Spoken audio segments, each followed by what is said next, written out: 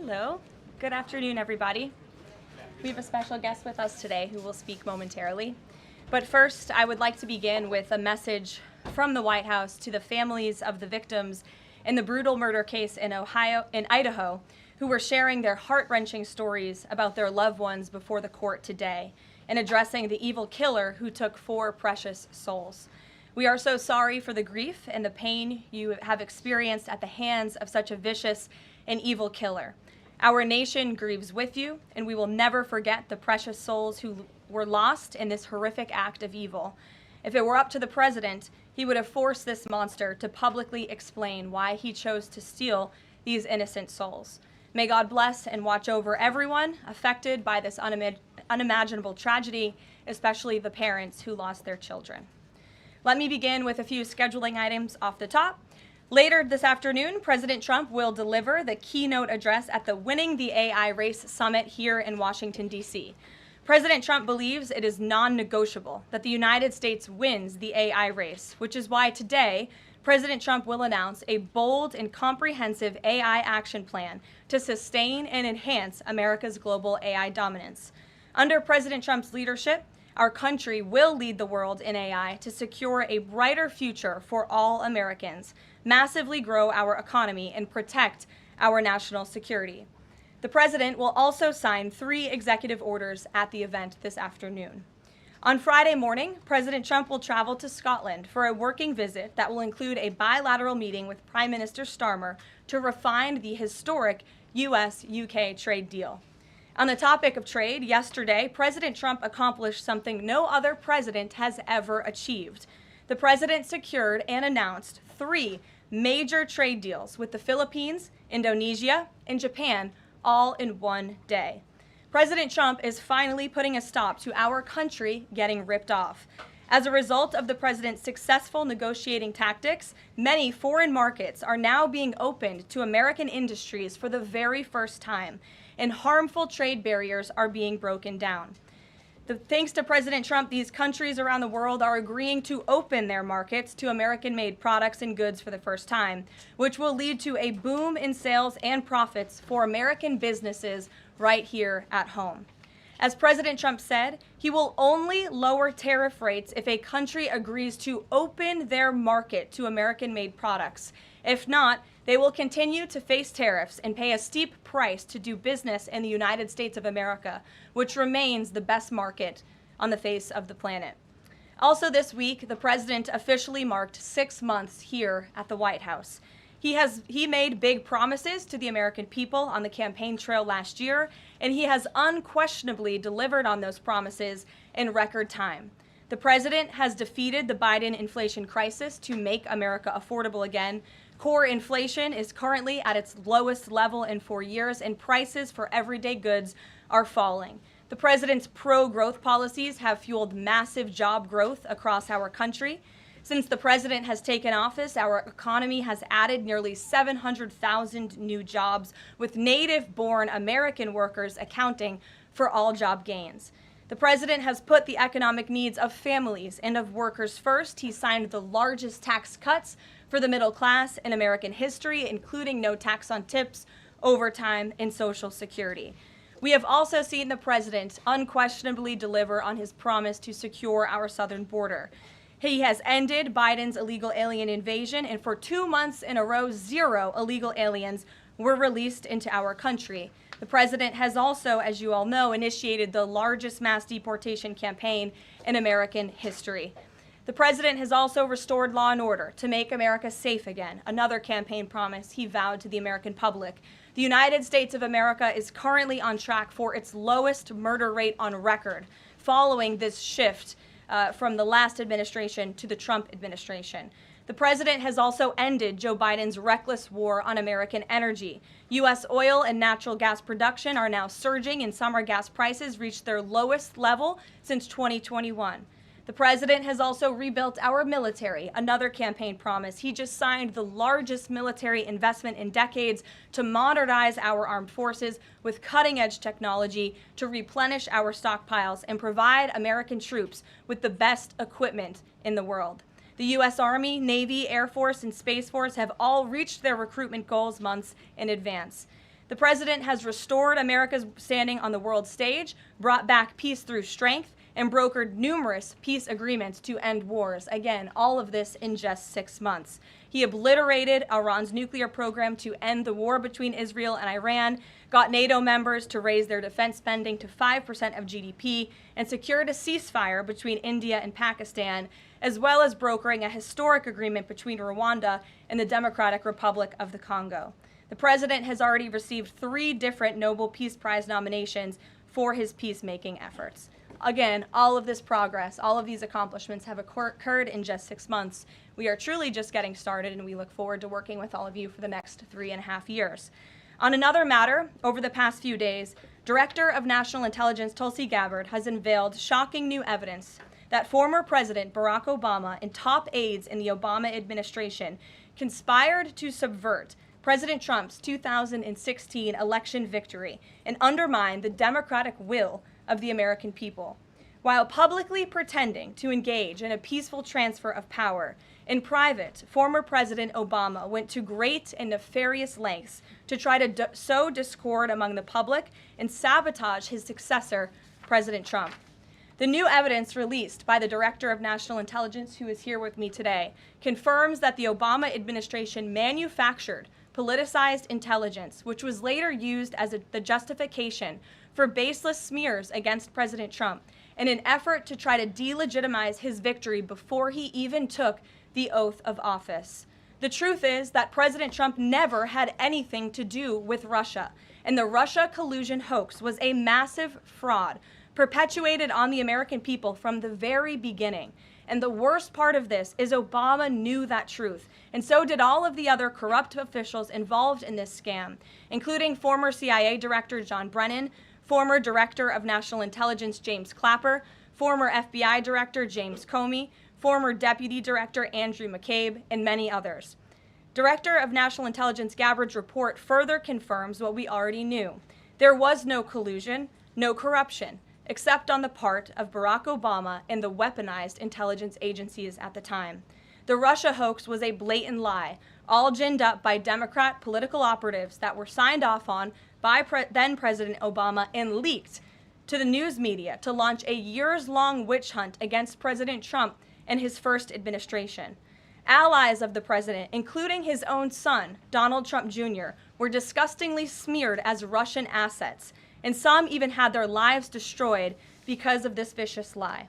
The president's first 2 years in office had this fake distraction hanging over it, and endless resources, time, and political capital were spent having to debunk these lies from the highest levels of our government. Now, nearly 10 years later, thanks to the declassification of documents by Director Gabbard, the truth has finally come to light. And this truth vindicates President Trump, his family, and his many allies and associates who were smeared with defamatory lies. President Trump was right from the beginning about all of this, and we are grateful that justice can be served. Now, we have even more damning evidence implicating those who tried to sabotage a duly elected president and did grave material harm to our republic. Thanks to additional important work done by CIA Director Ratcliffe, Committee Chairman Rick Crawford over the past few months, a newly declassified 2020 report prepared by the House Permanent Select Committee on Intelligence, which DNI Director Gabbard has declassified, found that the intel community did not have any direct information that Russian President Vladimir Putin wanted to help elect President Trump in 2016. And in fact, Russia was actively preparing for a Hillary Clinton victory. But at the unusual direction of Barack Obama at the time, the intel community published implausible intelligence suggesting otherwise. Why? To sabotage the incoming president. This is truly one of the greatest political scandals in American history. And reporters at legacy outlets, some of which are sitting in this room today, like the New York Times and the Washington Post, were ridiculously awarded Pulitzer Prizes for their perpetuation of this hoax. It's well past time for those awards to be stripped from the journalists who receive them. It is not journalism to propagate political disinformation in service of the Democrat Party and those in the intelligence community who hand over out of context and fake intelligence to push a false political narrative. I will now pass it over to the Director of National Intelligence, Tulsi Gabbard, to speak more about all of this, and then we will open it up for questions afterwards. Tulsi, thank you for being here. Thank you very much. Good afternoon. At President Trump's direction and with the support and coordination with the House Intelligence Committee Chairman Rick Crawford, today we've released a declassified Oversight Majority Staff report that was produced in September of 2020. The stunning revelations that we are releasing today should be of concern to every American. This is not about Democrats or Republicans. This has to do with the integrity of our democratic republic and American voters having faith that the votes cast will count. There is irrefutable evidence that detail how President Obama and his national security team directed the creation of an intelligence community assessment that they knew was false. They knew it would promote this contrived narrative that Russia interfered in the 2016 election to help President Trump win, selling it to the American people as though it were true. It wasn't. The report that we released today shows in great detail how they carried this out. They manufactured findings from shoddy sources. They suppressed evidence and credible intelligence that disproved their false claims. They disobeyed traditional tradecraft intelligence community standards and withheld the truth from the American people. In doing so, they conspired to subvert the will of the American people who elected Donald Trump in that election in November of 2016. They worked with their partners in the media to promote this lie, ultimately to undermine the legitimacy of President Trump and launching what would be a years-long coup against him and his administration. We're here today because the American people deserve the truth, they deserve accountability, and they deserve justice. The records that we released on Friday that were ODNI records, Senator Chuck Grassley's release on Monday of what is known as the Clinton Annex, which was an appendix to the Department of Justice Office of Inspector General's 2018 report, as well as the House Intelligence Committee's majority oversight report that we're releasing today, all come back to and confirm the same report. There was a gross politicization and manipulation of intelligence by the Obama administration intended to delegitimize President Trump even before he was inaugurated, ultimately usurping the will of the American people. I'm going to go over the key findings from the House Intelligence report, which investigated the claims that were made by an intelligence community assessment ordered by President Obama and published in January of 2017. First, Putin's principal interests relating to the 2016 election were to undermine faith in the U.S. democratic process, not show any preference of a certain candidate. In fact, this report shows Putin held back from leaking compromising material on Hillary Clinton prior to the election, instead planning to release it after the election to weaken what Moscow viewed as an inevitable Clinton presidency.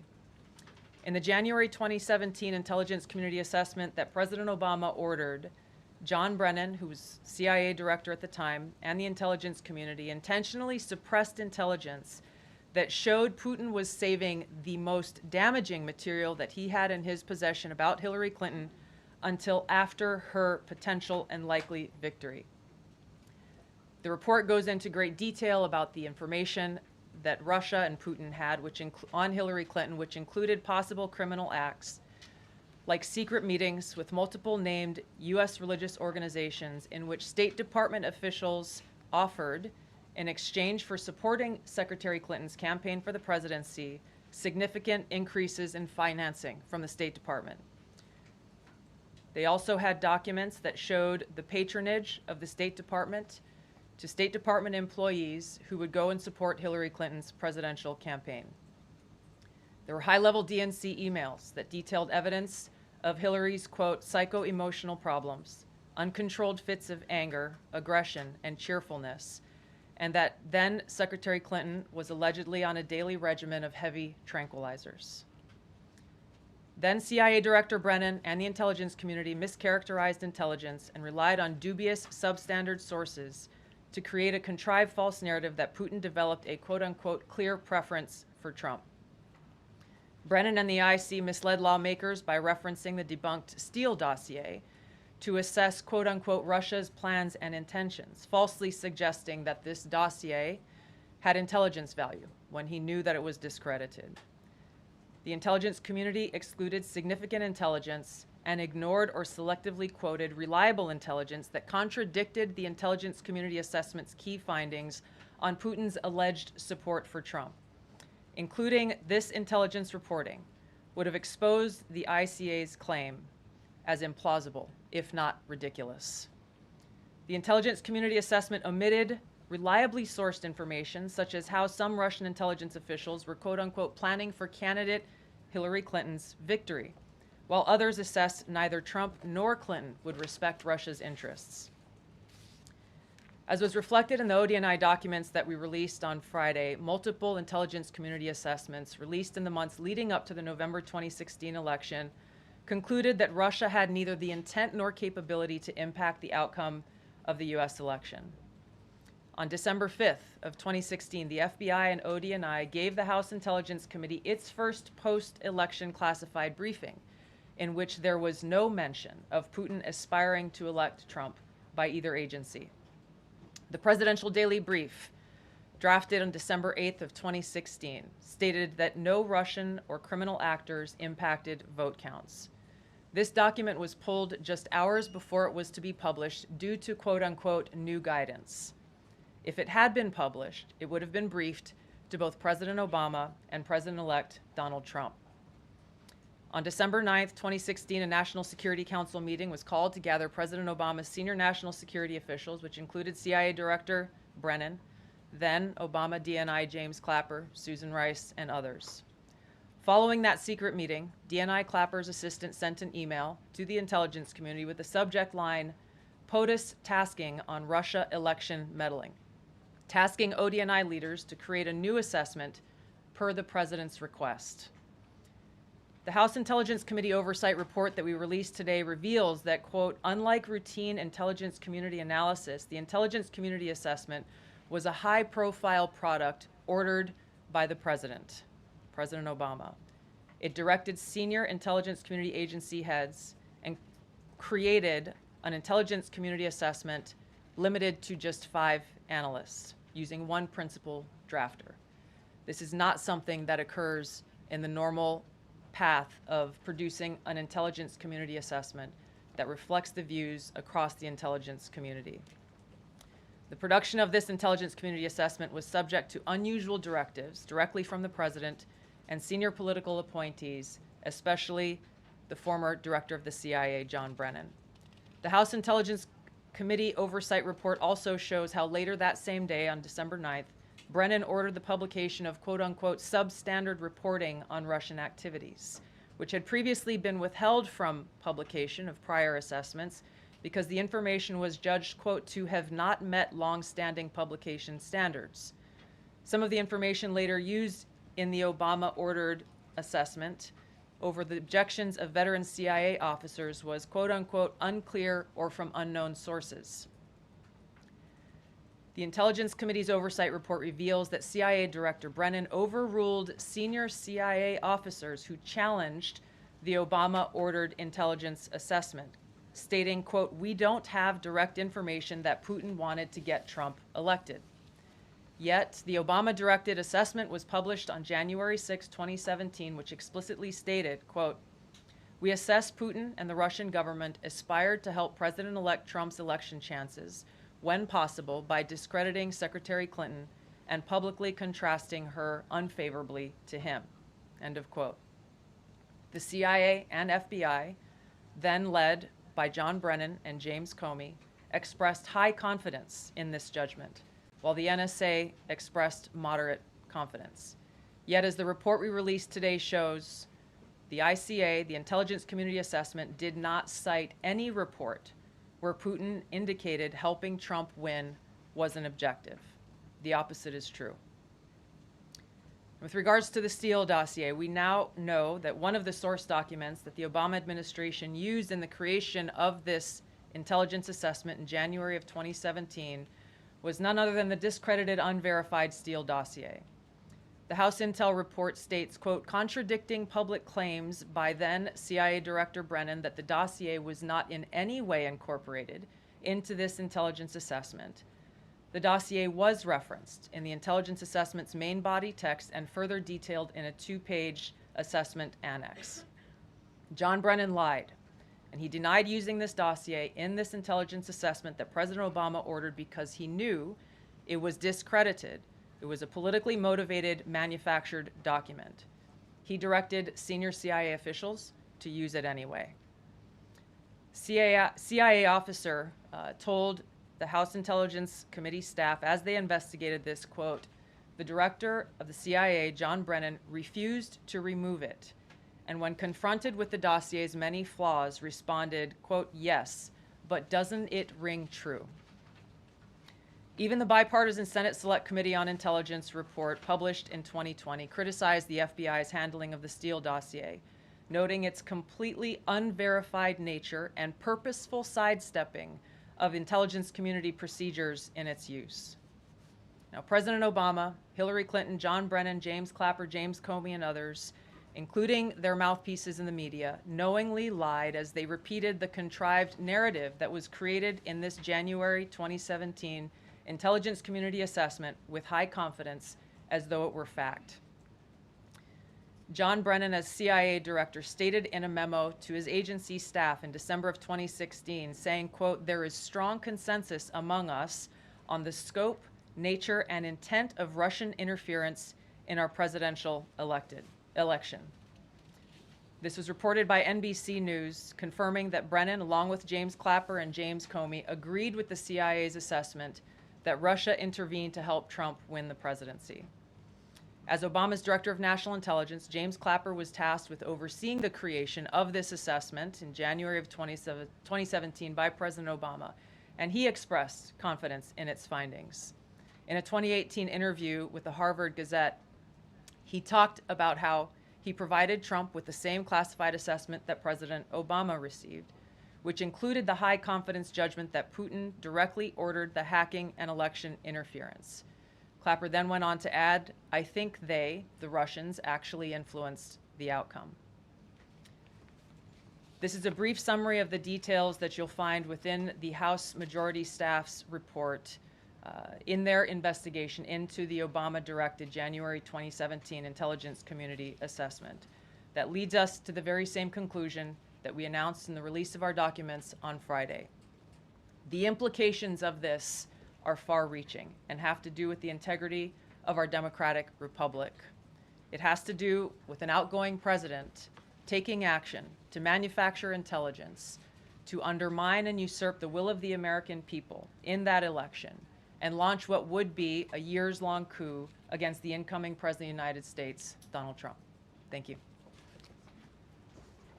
Well, thank you, Tulsi. And we do want to take questions on this topic while the director has time for this topic. She will leave. I'm happy to take questions on other matters after that. But if anyone has questions for Director Gabbard, you're welcome to ask them. We'll start with our new media seat as always. Emily, go ahead. Thank you. And Director Gabbard, this one is for you. Do you believe that any of this new information implicates former President Obama in criminal behavior? We have referred and will continue to refer all of these documents to the Department of Justice and the FBI to investigate the criminal implications of this. For even former President Obama? Correct. The evidence that we have found and that we have released directly point to President Obama leading the manufacturing of this intelligence assessment. There are multiple pieces of evidence and intelligence that confirm that fact. Ed, go ahead. Director Gabbard, thank you. So just to, two questions, but to begin on that. The president yesterday, you've inferred that the former president helped lead a coup. Based on what you now see, do you believe President Obama is guilty of treason? I'm leaving the criminal charges to the Department of Justice. I am not an attorney, but as I've said previously, when you look at the intent behind creating a fake manufactured intelligence document that directly contradicts multiple assessments that were created by the intelligence community, the expressed intent and what followed afterward can only be described as a years-long coup and a treasonous conspiracy against the American people, our republic, and an attempt to undermine President Trump's administration. The Senate Intelligence Committee spent several years looking into this and unanimously agreed in a bipartisan fashion, Secretary of State Rubio was a member of that committee, that there was no political interference. There was a years-long Justice Department investigation into this as well that also concluded no political interference. So help us, from a 50,000-foot level, explain, what do you now have that refutes those two Sure. conclusions? I will encourage you, in my role as the Director of National Intelligence, my job, again, as I said when I came into this role, was to make sure that we are telling the truth to the American people and that we are ensuring that the intelligence community is not being politicized. So I'm not asking you to take my word for it. I'm asking you in the media to conduct honest journalism and the American people to see for yourself in the documents that we've released now, close to 200 pages, that point in multiple references, multiple examples, to include comments that have been made by senior intelligence professionals, who are some still working within these agencies today, that confirm the conclusions that we have drawn, that President Obama directed an intelligence community assessment to be created to further this contrived false narrative that ultimately led to a years-long coup to try to undermine President Trump's presidency. And it's your belief John, that go those ahead. two previous investigations missed that or covered it up? I'm telling you to look at the evidence. Look at the evidence and you will know the truth. John. Thanks, Caroline. Thanks, Director Gabbard. You declassified these documents, if I'm not mistaken, Friday of last week, correct? We released them on Friday of last week, the first tranche, yes. This isn't the first time that President Trump has been president of the United States. He was president from 2017 to 2021. Couldn't the prior DNI under President Trump have declassified these documents? And why didn't that DNI do that at that time? I can't speak to what happened there. There were several DNIs under the first Trump administration. President Trump faced many challenges from those who were working in the government who sought to undermine his presidency. That's been clearly detailed. What I can speak to is the fact that this was one of the first things that we started to investigate here within this Trump administration and have released the results upon the conclusion of our investigation. And then my second question has to do with what intelligence agencies around the world have said about Russia, that they have tried to influence elections in the United States, in France, in Germany, in the UK. Do you disagree with that? Do you believe that Russia is a bad actor as it relates to trying to influence elections? I'll point back to the intelligence that President Trump has ordered declassified, that we have declassified and released, that the intelligence reflects Russia's motives were to try to sow discord and chaos within the U.S. election, which is a clear distinction from showing a preference for or against a specific candidate, which is what the Obama manufactured intelligence document alleges, that Russia preferred Donald Trump and tried to help Donald Trump get elected. Again, going back to the most important point here, with the intent to undermine the legitimacy of President Trump's election and therefore subvert the will of the American people who chose to send him to the White House. Reagan. Thanks, Caroline. Director Gabbard, Reagan Reese with the Daily Caller. You laid out that the documents revealed that the Obama administration did not publish a December 2016 presidential daily briefing that demonstrated that Russia did not steal the election. Trump was receiving these briefings at the time because he was president-elect. Are you of the view that that information was kept out of the briefing because then President-elect Donald Trump would have seen it?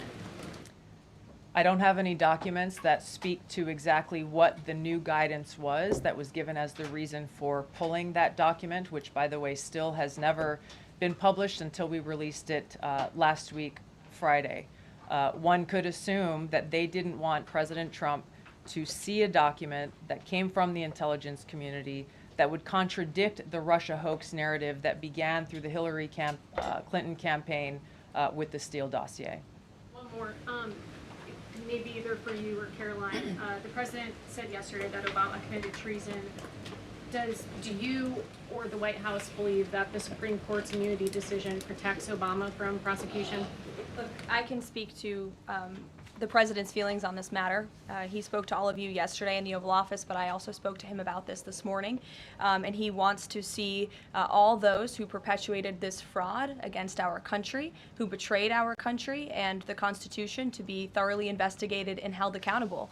And it's been 10 years of this. And I would just add, based on everything the director has said and declassified, all of you in this room should go through it and take a look at this report and review the intelligence, because unfortunately that hasn't happened. And many of the people who perpetuated this hoax, Clapper, Andy McCabe, James Comey, and many others, have been hired by major networks in this room to go on television and continue to spew these lies, knowing that they are lies. And if you all recall, just flashback to 2016 and the years after, the entire Trump 1 presidency was embroiled in this scandal that was perpetuated by the Democrat Party. And you had major Democrat Party officials in this city, namely Adam Schiff, Hillary Clinton, Elizabeth Warren, who went on television and told the American people, Donald Trump is an asset of Russia. It was a lie. They always knew it.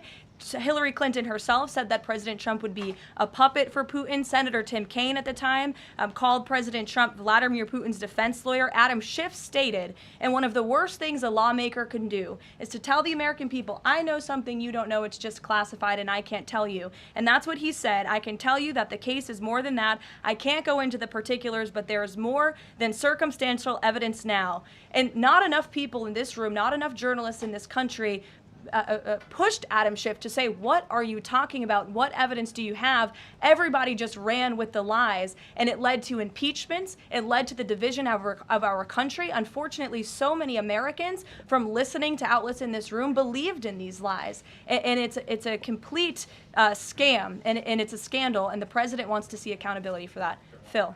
Thank you. Question for Director Gabbard.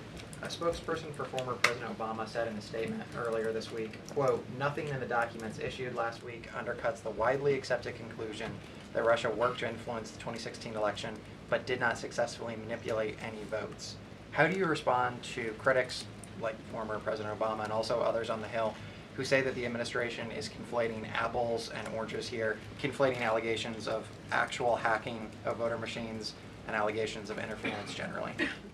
I think it's a disservice to the American people that former President Obama's office and others who are criticizing the transparency that is being delivered by releasing these documents. They are doing a disservice to the American people and trying to deflect away from their culpability in what is a historic scandal and negative action towards the American people and our democratic republic. The answer to that statement can very clearly be found throughout all of the documents that we have released. Again, showing that Russia has took action to try to sow discord in the election, but showed no preference for or against any singular candidate.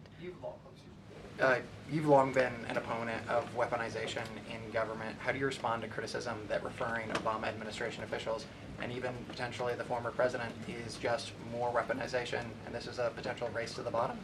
I think that's a very disrespectful attack on the American people who deserve the truth. They deserve to have faith and trust in the integrity of our democratic republic, which has been undermined by President Obama through his direction of this manufactured fake intelligence document, knowing that it was filled with lies and knowing that it would and could then be used for all of the actions that came after. Karoline, and I would just add, there needs to be accountability Yes. for that weaponization, Phil, that we've seen. And no one has been a victim of the weaponized government more than President Trump, not just because of this political scandal. You all recall his house was raided.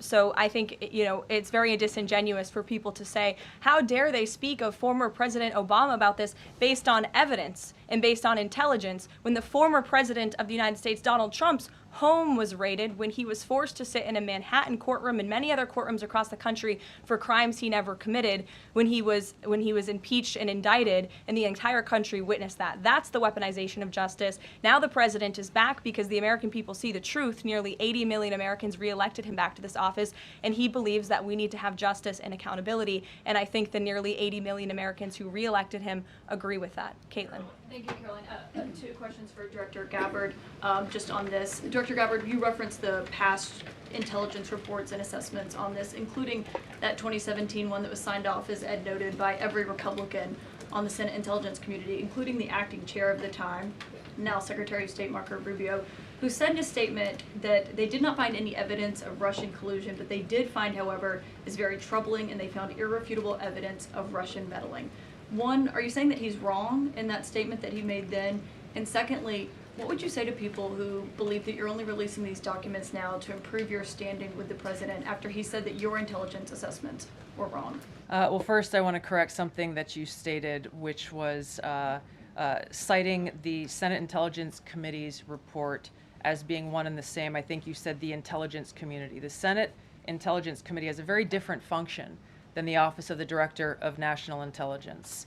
The evidence and the intelligence that has been declassified and released is irrefutable. I'm going to let Karoline speak to Secretary Rubio. I'll speak to both questions. First, on Secretary Rubio, he put out a statement in 2020 following that Senate Intelligence Committee report, and he said what they found is troubling. We found irrefutable evidence of Russian meddling, which the Director of National Intelligence just confirmed for all of you, that Russia was trying to sow distrust and chaos. But what's the outrage in this that Secretary Rubio did not say at the time, the Democrats were saying at the time, is the fact that the intelligence community was concocting this narrative that the president colluded with the Russians, that the president's son was holding secret meetings with the Russians, all of these lies that were never true. And he also said at that time, we discovered deeply troubling actions taken by the FBI under Comey, particularly their acceptance and willingness to rely on the Steele dossier without verifying its methodology or sourcing. The Steele dossier that many outlets in this room ran as the gospel truth, and it was cooked up and paid for by the Clinton campaign. As for your second question, Caitlin, I think, who is saying that she would release this to try to boost her standing with the president? Who has said that? Well, the president has publicly undermined her when it came to Iran. He said she was wrong. He told me that she didn't know what she was talking about. That was on Air Force One on camera. The only people who are suggesting that the Director of National Intelligence would release evidence to try to boost her standing with the president are the people in this room who constantly try to sow distrust and chaos amongst the president's cabinet, and it is not working. I will just answer your question directly. I am with the President of the United States every day. He has the utmost confidence in Director Gabbard. He always has. He continues to, and that is true of his entire cabinet, who is all working as one team to deliver on the promises this president made. Does anyone else have questions for Director Gabbard? And then we'll turn it over to a couple other questions. Christian, go ahead. Yeah, thank you. Director Gabbard, two follow-ups on questions that have been asked. You mentioned the previous DNIs during the president's first term. One of them reports to you right now, if I'm not mistaken, John Ratcliffe. So have you not spoken to him about why this information was not declassified during the first term? He was in that position for a very short period of time. The work that began back then, we have picked up and absolutely completed. We are continuing to investigate this. Additional whistleblowers are now coming forward because they see an opportunity for the truth to come to light. And as Karoline said, for real accountability to be brought forward. The accountability is the essential part of this. We can show the truth, reveal the truth. The accountability needs to occur to be able to start to restore that trust in the integrity of our democracy. And then just quickly, I know you said you would leave the charging to DOJ, but the statute of limitations on conspiracy is 5 years. So what else could they possibly pursue besides treason? I think that's a great question for Attorney General Pam Bondi. We are providing all of the evidence, all of the intelligence that we have, both redacted and unredacted versions, referring it to the Department of Justice and the FBI. We'll take one more. Charlie, go ahead. How credible was the information about Hillary Clinton's health? The report said that it was from sourced from the DNC. Have you seen that information, or do you think that maybe Russia was overemphasizing what they had? All I have seen is what the Intelligence Committee have reported through their investigation. I think the underlying point there is that we understand from intelligence what Russia said that they had. And the important point here is that if they were trying to influence the election, as President Obama and James Clapper and John Brennan, everybody said they were doing in order to support Donald Trump's election, they would have released the most damning of that information, some of which I detailed here. You'll find the rest in the report prior to the election, to help Donald Trump win. They specifically withheld what they had on her, the most damning information, because they thought that she would win the election. They had plans to release it just prior to her inauguration to, again, sow discord and chaos in America. And if I may, on Jeffrey Epstein, can you rule out that he was connected in some way to any kind of intelligence, either foreign or domestic? I haven't seen any evidence or information that reflects that. If anything comes before me that changes that in any way, support the president's statement loud and clear. If any credible evidence comes forward, he wants the American people to see it. Great. Director Gabbard, we thank you for Thank your you. time today. I know you're a busy woman, Thank so you. we'll let you get out of here, but thank you so much. Okay. I know there's many issues going on today across the world and here at home. If you have any other further questions, I'm happy to take them. Ed, why don't you go ahead? Yeah, thank you, Caroline. So the Japan trade deal, is that Japan trade deal the start of this number of trade deals that the Treasury Secretary says we're going to see by August 1st? I think it is. I mean, as you said, we had Japan yesterday. We also had Indonesia, and we had the Philippines as well. The president announcing all three. He came in as the closer in all three of those. I've said many times from this podium that the president's trade team has been in active talks and discussions with many countries around the world, and you've all been anxiously awaiting what those countries were. Now you know three of them, and there's many, many more to go. We have now sent 25 letters to countries around the world. But just to reiterate this Japan deal, for those at home who may have missed it, Japan will now pay a 15% tariff versus the reciprocal rate of 24% that they initially had. Auto and auto parts tariffs have been reduced to 15%, but the centerpiece of this deal now is the president got Japan to commit to $550 billion in investments to revitalize American industries. And these funds will be spent at President Trump's discretion and direction into key industries such as energy, semiconductors, critical minerals, pharmaceuticals, and shipbuilding. And the U.S. will retain 90% of the profits from any investments made by this $550 billion fund. This was originally a $400 billion investment that President Trump then negotiated to an increase of $150 billion, making it a $550 billion deal for the American people. And I just want to emphasize, Ed, I see you have a follow-up, but it's very important. Japan has agreed to open their markets to many very key sectors in American-made products that have really faced very strict tariff and non-tariff barriers prior. So thanks to the president, Japan's markets will now be open to American-made products and goods. This is big news for our tech companies and our farmers as well. On Monday, the Treasury Secretary is going to Stockholm to talk to the Chinese delegation. What does the president hope to get out of that meeting? Are there deliverables? I won't speak to any deliverables or set expectations. I'll let the Secretary of Treasury do that. But I did speak to him yesterday about his upcoming trip, and he looks forward to continuing discussions with his Chinese counterparts. The President has ensured that we have a good continuing working relationship with China that benefits the United States. And so the Secretary of Treasury will be obviously discussing those key matters, but I'll let him set the expectations. One more, if I may. Sure. Given what the DNI just said and laid out, does President Trump believe that President Obama should go to jail for something? Look, the president believes that this matter needs to be thoroughly investigated, and anyone convicted of crimes should be held accountable in this country. Go ahead. Special Envoy Wickoff is headed overseas again. Good to see you, Olivia. Good to I haven't see seen you since the campaign trail. Yeah, it's good to see you. He's headed back overseas. Can you give us a sense of what the marching orders are to some of the people he'll be meeting with, and specifically as it relates to Gaza and ongoing talks there? Yes, Special Envoy Wickoff is headed to Europe, where he will meet with key leaders from the Middle East to discuss the ongoing ceasefire proposal to end this conflict in Gaza and to release the hostages. These are very sensitive negotiations that are currently taking place. I spoke to Special Envoy Wickoff last night about them. I will let him speak further on the matter, but the President and Special Envoy Wickoff has made the administration's goals clear. We want this ceasefire to happen as soon as possible, and we want these hostages to be released. Go ahead. Caroline, a Florida federal judge has refused to allow the Epstein grand jury materials to be released. Does the president want the administration or Department of Justice to appeal that ruling? That was just breaking as the director and I were coming out here, so I haven't had a chance to talk to the president about it. I understand there are 2 other requests from the Department of Justice that are ongoing, but I'll let this president speak to whether he wants to see an appeal in the Department of Justice. I'm sure can give you a statement on that as well. And is he supportive of the effort to talk to Ghislaine Maxwell? I know that Todd Blanchard mentioned that earlier this week. The president spoke to this yesterday, and he said he thinks it's an appropriate idea. Kelly. What is the accountability that you would like to see if this current president is the one who brought the case to the Supreme Court and Chief Justice Roberts made clear in his opinion that a sitting president's responsibilities in office cannot lead to prosecution, immunity?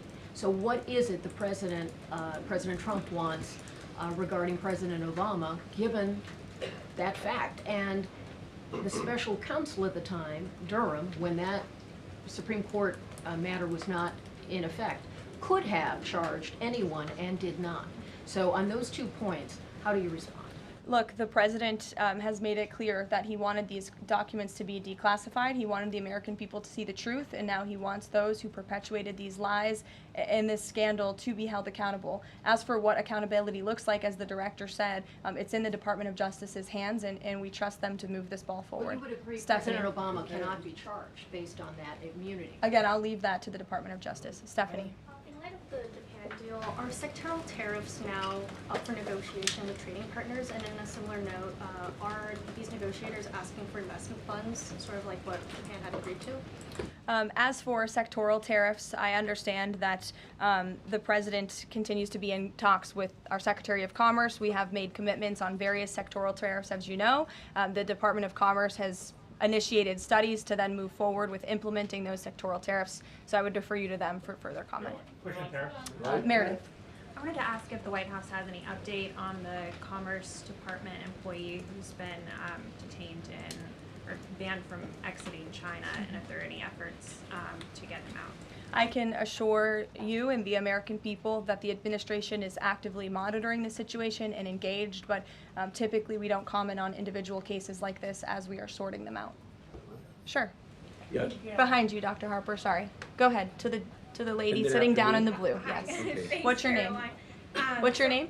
My name is Karoline also. Karoline Voda with the Center Square. Great. So Republicans in the Senate today said that they are pulling back on legislation to impose sanctions on Russia after the president said he wants to act unilaterally. Can you elaborate on what the president intends to do? Look, the president has been in very close communication with his friends in the Senate, particularly Senator Lindsey Graham, on this issue. But the president has always maintained, he's the commander-in-chief and the president for a reason, and he has been deeply involved in this conflict since the beginning. And so any decisions that are made with respect to sanctions, the president wants to reserve that authority and that right to himself. Jasmine. Thanks, Caroline. 2 questions for you. The first on AI. Does President Trump support federal agencies contracting with Elon Musk's AI company? I don't think so, no. Okay, so he would want the DOJ to then cancel the contract with Musk. I'll talk to him about it, yes. And my second question, just, obviously the developments with the Epstein case with the judge, but I wonder, has the White House counsel, the DOJ explored any other documents that could be released to the public that don't have to do with that grand jury testimony? To my knowledge, the Department of Justice has moved forward with the request to unseal that grand jury testimony, and as you know, they have also moved forward with interviewing Ms. Maxwell, which I believe will be taking place very soon. Go ahead. Sure. Thanks, Caroline. I have a question about Paul Ingrassia, the OSC nominee who faces a Senate committee hearing tomorrow. Tom Tillis said that he wouldn't vote for Ingrassia if a vote came to the Senate floor. 24 worker advocacy groups have said that they don't support his nomination. What is the White House planning to do to sort of turn the tide or convince legislators that they should vote for him? The White House is always in communication with members of both the Senate and the House, and we stand by the president's nominees. Sure. In connection with the Mueller investigation, a grand jury indicted 13 Russians. President Putin has said he will never extradite those men. Given the new information that Ms. Gabbard has found, What's the administration's position on that case? Should those charges be dropped? I don't have an update for you on that case, but I'll check in with the National Security Council and our team will get you something. Sure. Thank you so much. So Fannie Willis and Jack Smith separately, they both charged President Trump with conspiracy to defraud the United States and a conspiracy to overturn the 2020 election. And now it turns out we're confirming that Obama and his cronies were doing that the whole time in 2016 on a massive scale, falsifying documents and having their intel agencies do this. What does this say about the 2020 election? And also, yeah, what's your thoughts on the irony here? There is a lot of irony, especially for the party of the Democrat Party, who claims to be for democracy. We often heard throughout the 2024 campaign they were calling this president a threat to democracy. And now I think the declassification of all of these documents proves that they were indeed the true threat to democracy. And as I said repeatedly today, there needs to be justice and accountability for that. You all will hear directly from the president later this afternoon at the AI Summit here in Washington, D.C., scheduled to speak later in a few hours. So we will see you all there. Thank you very much.